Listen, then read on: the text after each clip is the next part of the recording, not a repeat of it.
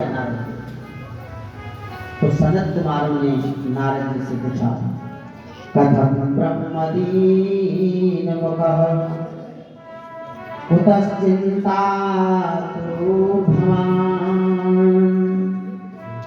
त्वरितं गम्यते कुत्र कुतश्चागमनं तव। कथम दीन मुखः, हे नारद, तुम्हारी मुख पे चिंता की रेखाएं क्यों हैं? कुतश्चिन्तो दुरावतः, तुम तो भगवान के भक्त हो। संसारिक मनुष्य को चिंता होना स्वाभाविक है, क्योंकि संसार में रहकर के, ग्रस्त में रहकर के कई कार्य होते हैं। कभी पुत्र की चिंता, कभी पुत्री की चिंता, कभी पत्नी की चिंता, कभी मां की चिंता। ग्रस्त में तो हजारों कार्य हैं, परंतु नारद जी तो विरक्त हैं। सनत कुमारों ने कहा, कथम दीन मुखः, क्या बात है, आज तुम्हारा मन लटका हुआ है, ऐसा लग रहा है कृपणस्य धनम प्रियम। जैसे जो कृपण कंजूस व्यक्ति होता है, एक एक पाई जमा करता है और अंत में कोई उसके जमा किए हुए पैसों को चुरा ले, तो उस कृपण व्यक्ति पे क्या बीतती है, क्या उसकी दशा होती है। ऐसे नारद जी का मुंह है लटका हुआ, जैसे कृपण का धन छीन लिया गया हो, सब कुछ लुट गया हो। कितनी चिंता में नारद जी।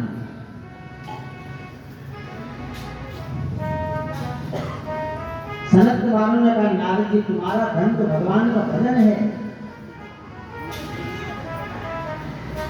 परंतु इतनी चिंता में क्या करें।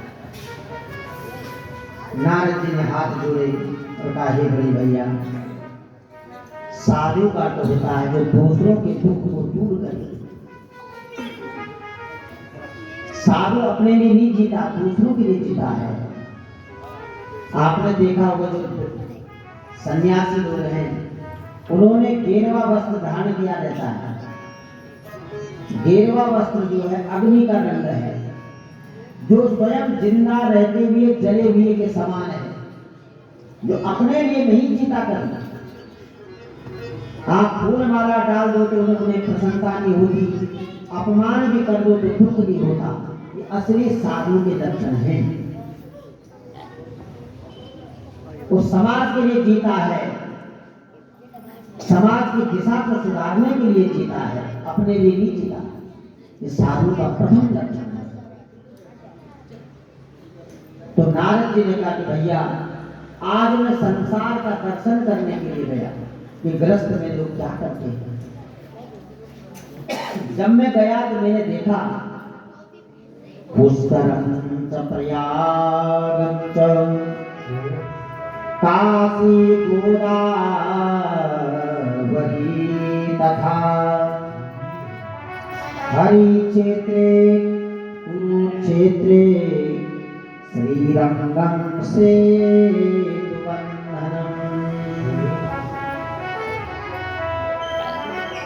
जब मैं संसार में गया तो सर्वप्रथम में प्रयाग में गया। प्रयाग कहते हैं इलाहाबाद में, जहां कुंभ का मेला लगता है। प्रयागम च पुष्करम च, पुष्कर जहां ब्रह्मा जी का मंदिर है वहां भी गया। काशी गोदावरी तथा, नारद जी काशी गोदावरी इन तीर्थों में गए। पर क्या देखा तीर्थों में, कि तीर्थों में जो है तीर्थ का सार समाप्त हो चुका है। श्रद्धालु तीर्थ में जाकर के भगवान का दर्शन करने के लिए जाते हैं, परंतु वहां जो पंडे हैं वो सोचते हैं कि वो कितना लूटा जाए। उनका भगवान से यात्रियों को दर्शन कराने से मतलब नहीं है, उनकी जेब खाली हो जाए। आप किसी भी तीर्थ में चले जाओ, श्रद्धा भक्ति समाप्त हो चुकी है। दर्शनार्थी तो श्रद्धा से वहां दर्शन के लिए जाता है, परंतु जो वहां स्थित पुजारी हैं, पंडे हैं, सब ने कुछ उन्होंने उस क्षेत्र का नाम खराब कर दिया। इसलिए पुष्करम तपयांत काशी गोदावरी तथा हरि क्षेत्रे कुरुक्षेत्रे श्रीरंगम सेतुबंधनम।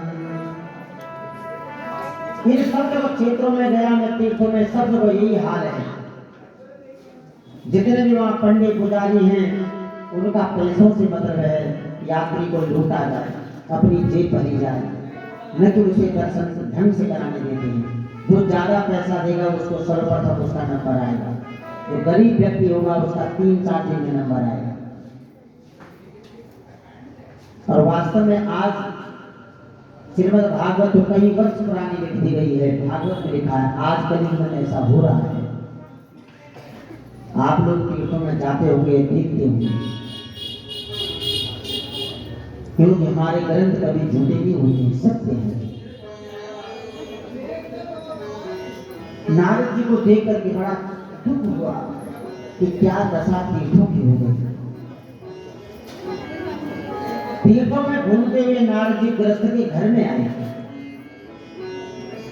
गृहस्थियों के घर में क्या देखा? तरुणी प्रभुताये शालको बुद्धिदायक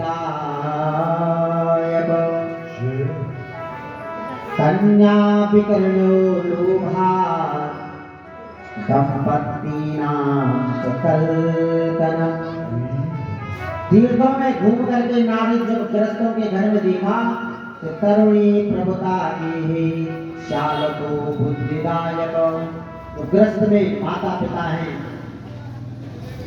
उन माता पिता को घर से बाहर रखा हुआ है। किसने? बेटे और बहू ने। जिस माता पिता ने जीवन भर पाला पोसा बड़ा किया, कितने कष्ट सहन किए, आज उसी संतान ने अपने माता पिता को घर के बाहर एक कमरे में रखा है। घर में कोई उत्सव होता है, कोई फंक्शन होता है, माता पिता से राय नहीं लेता बेटा।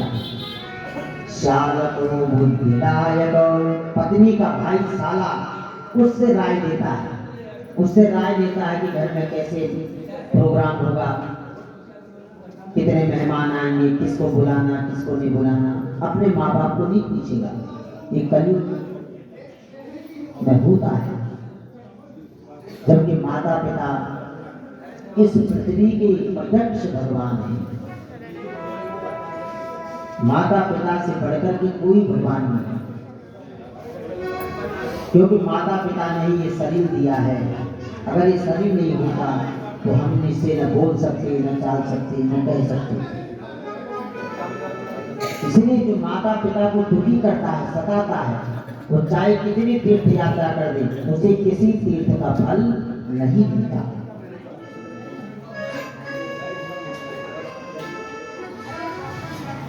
और कन्या विकर्णो लोभा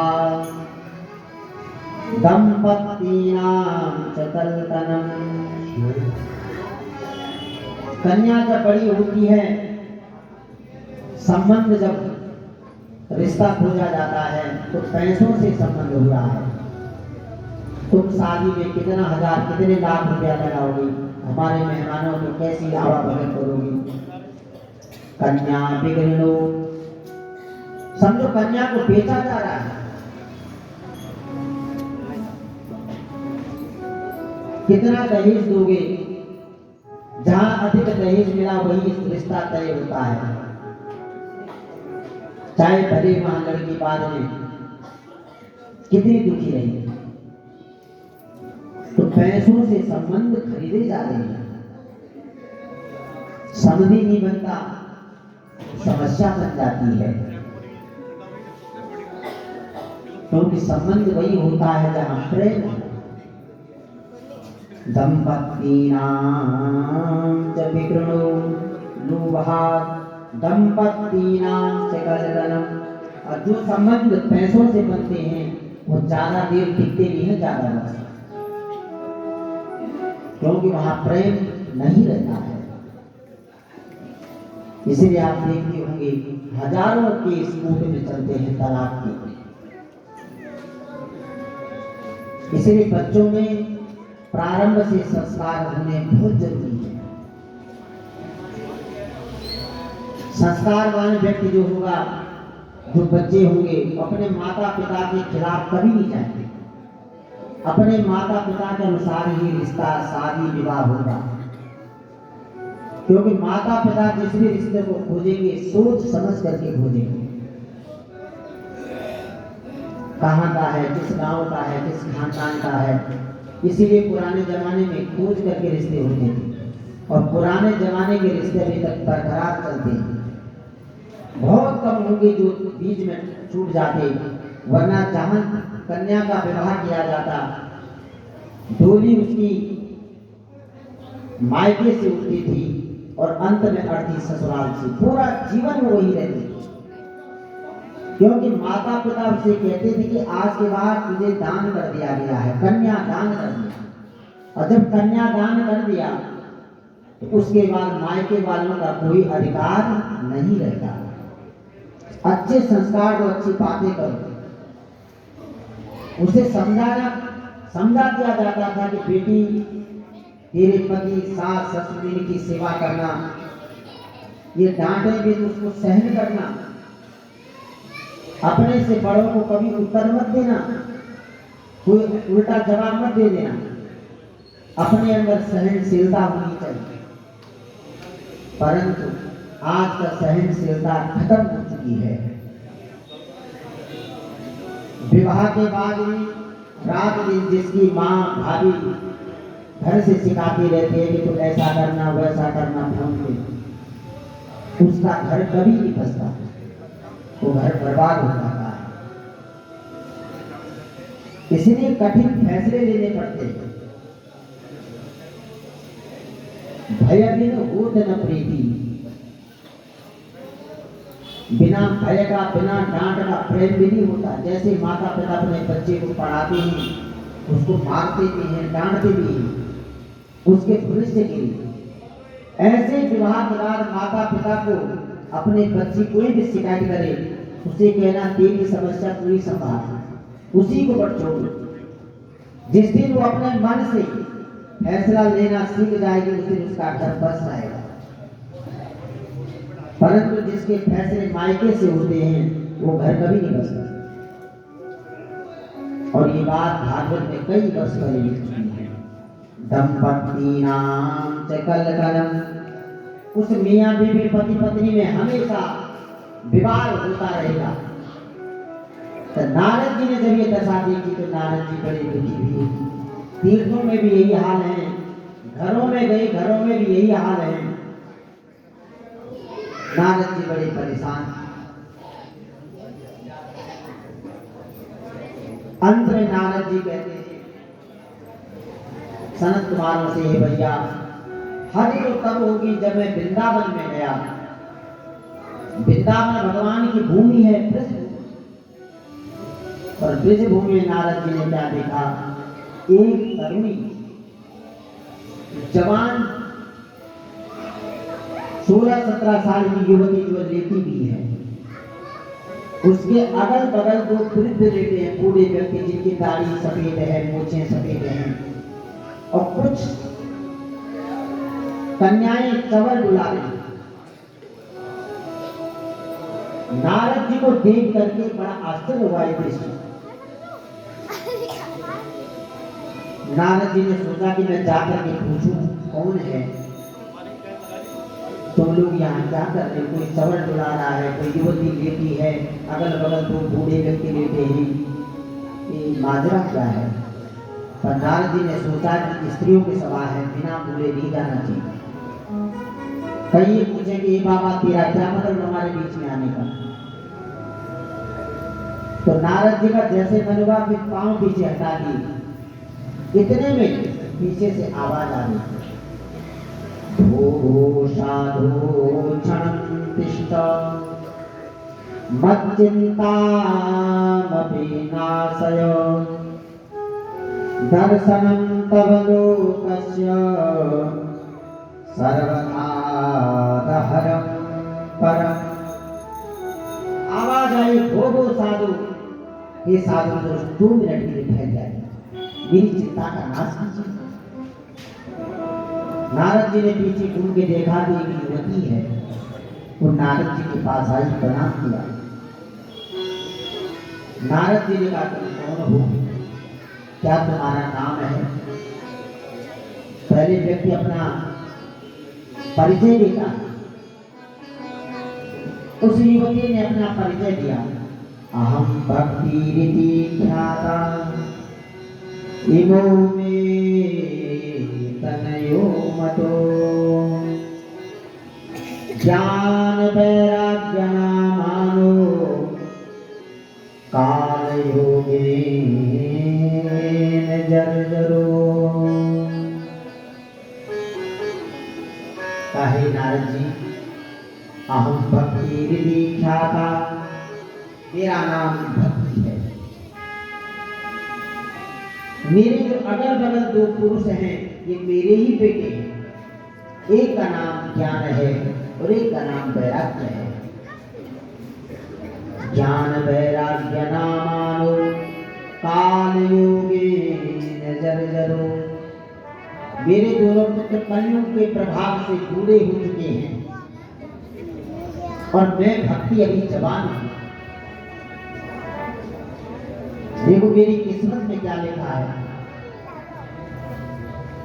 संसार का नियम है कि माता बूढ़ी होती है, माँ बाप बूढ़े जब होते हैं तो बच्चे जवान होते हैं, पर यहाँ बच्चे बूढ़े और माँ जवान।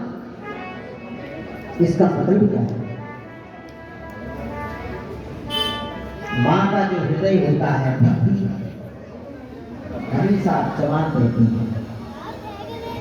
आपकी दृष्टि में आपका बेटा कितना भी बड़ा हो जाए तो माँ को वही प्यार, अपना वही बेटा,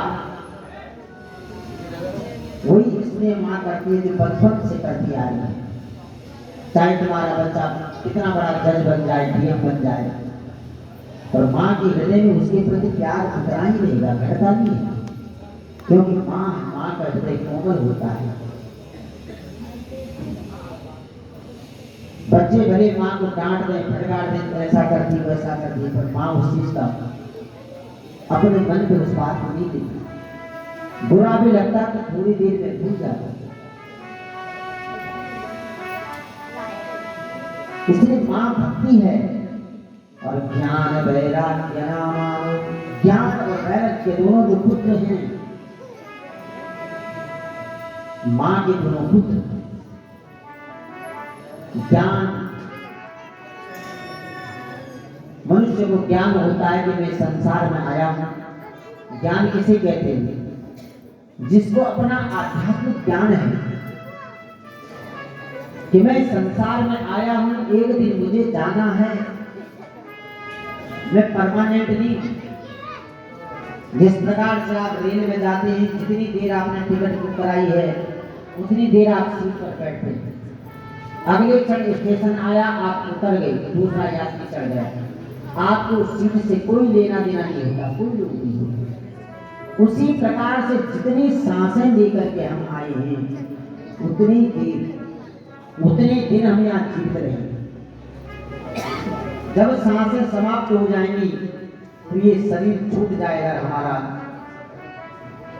ये मन प्रभु के चरणों में चला जाएगा। जिसने भक्ति की है परमानेंट यहाँ कोई नहीं। धनानि भूमो प्रसवस्य पुष्टे नारी गृहद्वारि चिता समसाने देहस्थितायां परलोकमार्गे धर्मानुगो गच्छति जीवैको। जितना भी मनुष्य धनानि भूमो, जितने आप यहाँ फ्लैट खरीदने, प्लॉट खरीदने, मृत्यु जब आएगी तो सब धरा का धरा रह जाएगा। कोई साथ कोई प्लॉट न जाएगा, न फ्लैट जाएगा, न गाड़ी जाएगी। पशवस्य गोष्ठे नारी गृहद्वारी चिता शमशाने। घर के लोग भी कुछ दिन तक रोएंगे पीटेंगे, उसके बाद सब भूल जाते हैं।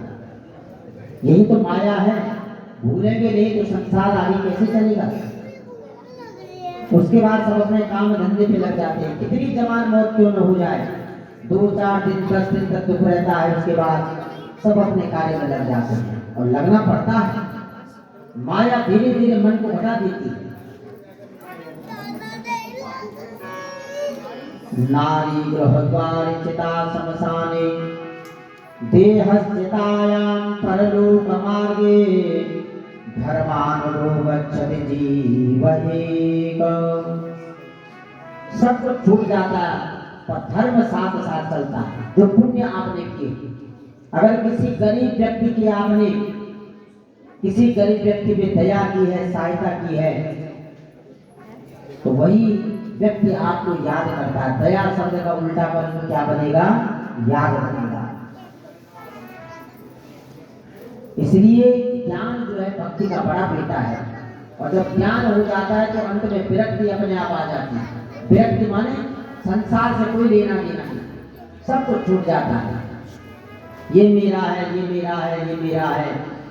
धीरे धीरे मन करता है कि ये साथ से कुछ जाना नहीं, धीरे धीरे मन हट जाता है। और ये उसी का मन हटता है जिसके ऊपर भगवान की कृपा होती है।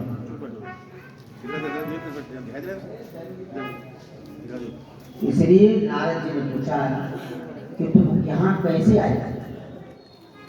भक्ति को पूछा तुम वृंदावन में पहुंची कैसे। तो भक्ति बता रही है, ध्यान देना। उत्पन्ने द्रविणं देशाहं बुद्धि कर्नाटके गता क्वचित् क्वचित् महाराष्ट्रे गुर्जरे जीर्णतां गता। नारद जी ने जब पूछा तुम आई कैसे, तो भक्ति ने कहा उत्पन्ने द्रविणं देशाहं। नारद जी, मेरा जन्म जो है भक्ति का द्रविड़ देश अर्थात दक्षिण भारत, दक्षिण भारत में मेरा जन्म हुआ। कहाँ पे, जहाँ आदि गुरु शंकराचार्य जी जन्मे थे, जिन्होंने 4 पीठों की स्थापना की, वहां भक्ति का जन्म हुआ। और जैसा स्थान होता है वैसे ही उसमें रहने वाले लोगों पर उसका असर होता है। आप दक्षिण भारत के लोगों को देखेंगे, माथे पे तिलक होगा, चाहे कितना बड़ा अफसर भी क्यों न हो, बिना संध्या बंधन किए माथे पे तिलक लगाई ऑफिस में नहीं जाता, अपने कार्य में नहीं जाता। भगवान के चरणों में उसकी अटूट भक्ति होती है। और इधर के लोग अगर मंदिर में भी जाएंगे, जन्मदिन है, उसके बाद ऑफिस जाना है तो कहेंगे पंडित जी छोटा टीका लगाना, ऑफिस जाना है, शर्म लगती है।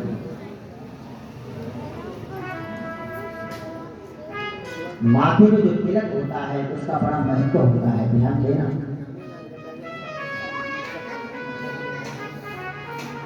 तिलक से मन शुद्ध होता है, बुद्धि शुद्ध होती है। आपको देखने वाला व्यक्ति आपको जानता है नहीं जानता है, तिलक को देखेगा और समझ जाएंगे धार्मिक व्यक्ति है। धार्मिक भगवान के भक्त है। आपके तिलक को देकर के भगवान का स्मरण होगा तो आपको भी उसका पुण्य लगेगा। इसलिए भक्ति दक्षिण भारत में हुई। आज भी दक्षिण भारत के ही रावण जो है बद्रीनाथ में पुजारी बनते हैं। उत्तराखंड धाम में जो बद्रीनाथ धाम है वहीं से ही रावण आता है, वही मूर्ति के स्पर्श करते हैं और कोई नहीं करता। ये भूमि का असर है। इसलिए हम लोग भी उत्तराखंड की भूमि में, जहाँ देवभूमि कहा गया है और है भी, इसलिए हमारे यहाँ कोई शादी हो, विवाह हो, कोई भी कार्य होता है तो वहाँ देवता लोग नाचते हैं, उनकी झलक आती है। जितने भी भागवत में पांडव हैं, ऋषि हैं, अंत में शरीर त्याग करने के लिए उत्तराखंड में ही गई। उत्तराखंड जो है मुकुट है भारत का, मुकुट सबसे ऊपर रहता है। मुकुट कहाँ बांधा जाता है? सिर पे। मुकुट माने ताज। इसलिए अस्तुतर श्याम दिशि देवतात्मा हिमालयो नाम नगाधिराज पूर्वा करोतु यदि वरायः स्थितः परश्याम इव मानदंड। कुमार संभव का श्लोक है। कालिदास ने इसका वर्णन किया है, महाकवि कालिदास, कि भारत का मुकुट उत्तराखंड है। अस्तुतर श्याम दिशदेवतात्मा हिमालयो नाम नगाधिराज। इसलिए जैसी भूमि है ऐसे हमें कर्म भी करने चाहिए। दक्षिण भारत के बारे में, दक्षिण भारत भक्ति उत्पन्न हुई। उत्पन्ने द्रविणम देशाहं, दक्षिण भारत में उत्पन्न हुई। बुद्धि कर्नाटके गता, थोड़ी में पड़ी हुई थी कर्नाटक में, मुझे बुद्धि आई कौन अपना है कौन पराया है, कैसे काम करना। क्वचित क्वचित महाराष्ट्र गुर्जरे जीर्णतां गता, धीरे धीरे महाराष्ट्र में आई। और जब मैं गुजरात में आई तो मैं क्या हो गई? बूढ़ी जैसी हो गई। मेरे दोनों बच्चे बूढ़े हो गए। धीरे धीरे वृंदावन में आने लगी। मैं तो जवान होती गई, परंतु मेरे बेटे दोनों वृंदावन में आते ही मूर्छित हो गए। जब से मैं वृंदावन की भूमि में हूं, ये दोनों मेरे बच्चे कभी उड़ते हैं कभी लेट जाते हैं। मैं बड़ा परेशान हूं, कोई उपाय बताइए। नारद जी को पूरी व्यथा भक्ति ने बताई। नारद जी ने अपने मन से गीता का पाठ सुनाया, वेद सुनाया, सब कुछ सुनाया।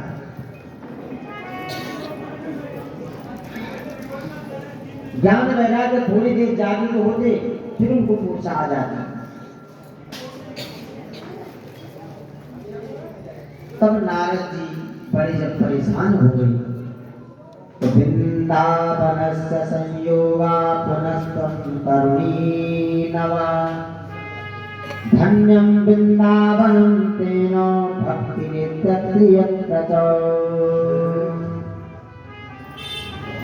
नारद जी को भविष्यवाणी हुई, आकाशवाणी हुई कि तुम सत्कर्म करो, सत्कर्म करो।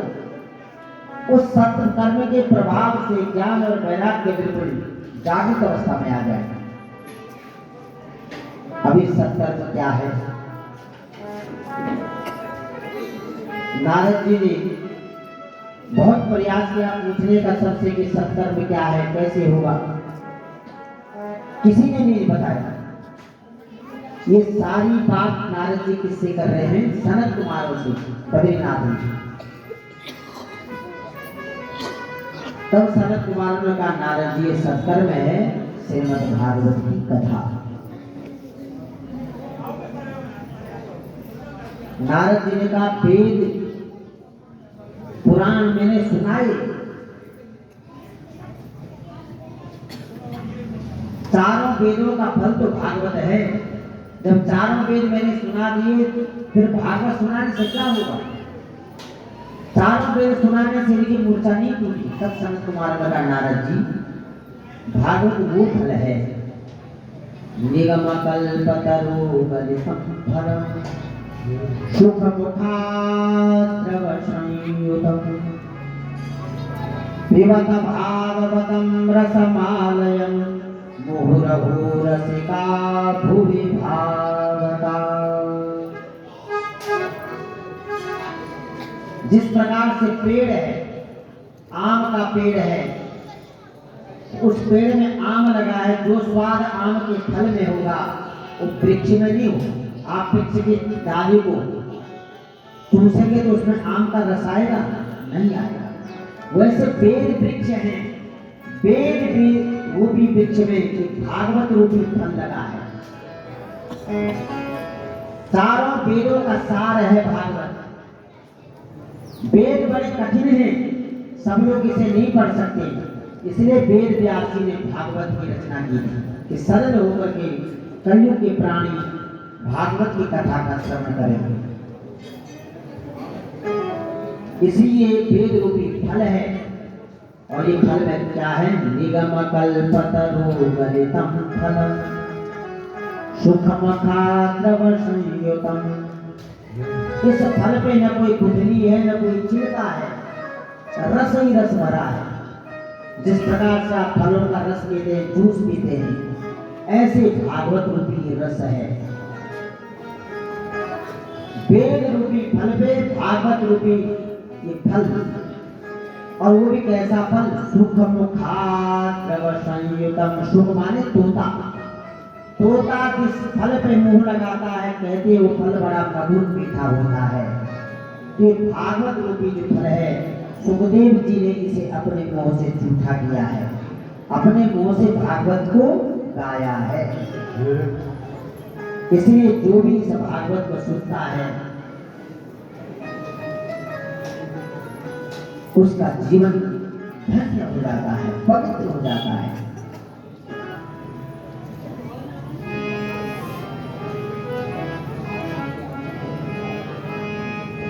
नारद जी ने जब ये सुना तो चारों भाइयों ने कहा, हम तुम्हारी समस्या का समाधान करेंगे। हरिद्वार में आनंद वन का घाट है, उस घाट में चारों भाई आए और वहां पे उन्होंने श्रीमद् भागवत की कथा प्रारंभ की। श्रीमद् भागवत की कथा जब प्रारंभ की तो वहां पे बड़ा चमत्कार हुआ। उस कथा के प्रभाव से वृंदावन में जो ज्ञान और वैराग्य मूर्छित थी, वो जागृत हो गई और नाचते हुए भक्ति के साथ आनंद कंद वन में जो घाट था वहां पे आए। भाग्योदयेन बहुजन्म समर्जितेन सत्संगमं च लभते पुरुषो यदा अज्ञान हेतु कृतमोहमहान्धकार नासं विदाहि तदोदयदे विवेक। अनेक जन्मों के जब पुण्य उदय होते हैं, तब जाकर के भागवत की कथा सुनने का अवसर प्राप्त होता है। ध्यान देना, नहीं तो कई दिन आ जाते हैं। आप घर से भागवत की कथा सुनने के लिए चले, रास्ते में कोई मिला, उसके साथ आप चले, किसी का फोन आ गया, मन भ्रमित हो गया, कई बाधाएं आती हैं।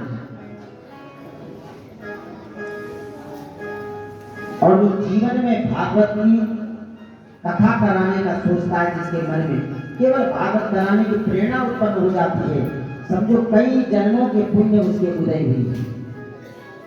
और जीवन में एक न एक बार अपने घर में भागवत जरूर करानी चाहिए, जो समर्थमान है। भागवत का बड़ा महत्व है। भागवत 18 पुराणों में तिलक है। जैसे माथे पे हम तिलक लगाते हैं, ऐसे 18 पुराणों में भागवत को तिलक माना गया है। भगवान श्री कृष्ण का साक्षात मानव स्वरूप है। तो भाग्योदयेन बहुजन्म समर्जितेन, कई जन्मों के पुण्य जब उदय होती है, तब भागवत की कथा सुनने का सौभाग्य मिलता है।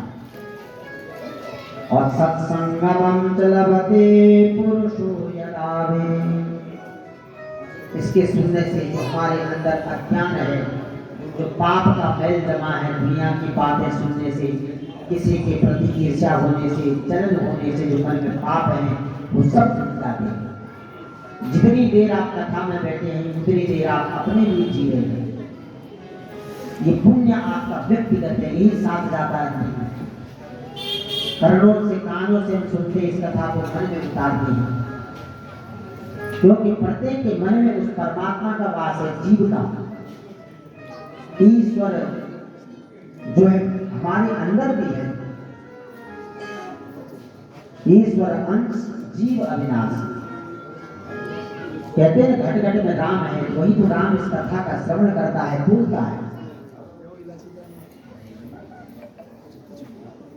तो बड़े सौभाग्य से कथा का श्रवण प्राप्त होता है। तो जब भागवत की कथा होने लगी तो दादा भैया करके वहां पहुंच गई और नाचने लगी बीच में। सारे लोग आश्चर्यचकित रह गए। इसलिए भगवान कण कण में वास है भगवान का, जहाँ आप भी जैसी दृष्टि वैसी सृष्टि, हर जगह प्रभु का स्मरण करना चाहिए। तो आप सब अपने प्रभु का ध्यान करना। मेरे सांवरे सलोने कन्हैया, मेरे सांवरे सलोने कन्हैया, तेरा जलवा कहाँ पर नहीं है। मेरे सांवरे सलोने कन्हैया, तेरा जलवा कहाँ पर नहीं है। मेरे सांवरे सलोने कन्हैया, मेरे सांवरे सलोने कन्हैया, तेरा जलवा कहाँ पर नहीं है। सांवरे सलोने कन्हैया, तेरा जलवा कहाँ पर नहीं है। दोनों हाथ आगे करते हुए जैसे भक्तिनाथ जी का कथा में ऐसे आप पानी बचाते हुए घूमते हुए